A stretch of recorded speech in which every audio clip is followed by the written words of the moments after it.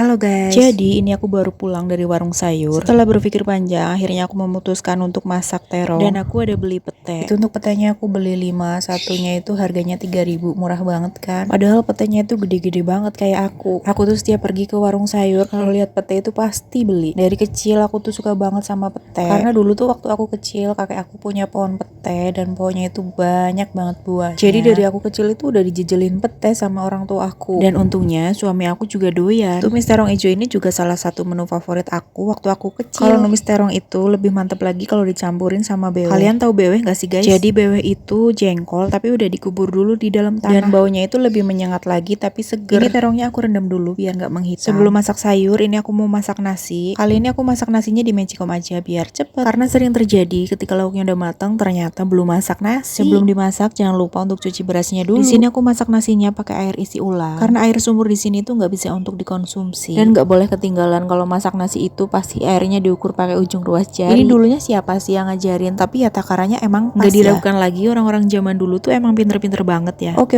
dan ini juga jangan sampai lupa dicetekin tombolnya. Selanjutnya ini aku mau persiapan buat bumbu tumisan. Seperti biasa ya nggak macam-macam. Kalau numis ya cuma pakai bawang putih, bawang merah dan juga cabai. Kali ini aku nggak pakai udang rebon karena udah habis. Dan pastinya nggak pernah ketinggalan menu wajib yang murah meriah ini. Nah, tempe yang kecil-kecil kayak gini yang dibungkus pakai daun tuh rasanya lebih enak menurut aku daripada tempe yang lonjoran panjang yang dibungkus pakai plastik. Aku kalau goreng tempe wajib harus kering kayak gini dan rasanya harus asin. Selanjutnya aku juga mau goreng ikan asin. Kayaknya nggak lengkap banget kan kalau makan sama pete nggak ada ikan asinnya. Aku tuh sehari cuma masak sekali dan itu juga cukup untuk 3 kali makan. Ya mungkin karena aku masih tinggal berdua sama suami jadi ya cukup-cukup aja sih. Dan misal pun malam udah kehabisan lauk ya tinggal beli makan aja di luar. Salut banget sama bunda-bunda di rumah yang bisa satu hari itu beberapa kali masak dan menunya beda-beda. Kalau aku sih masak satu menu aja udah bingung banget setiap harinya mau masak apa. Ujung-ujungnya ya masak itu lagi.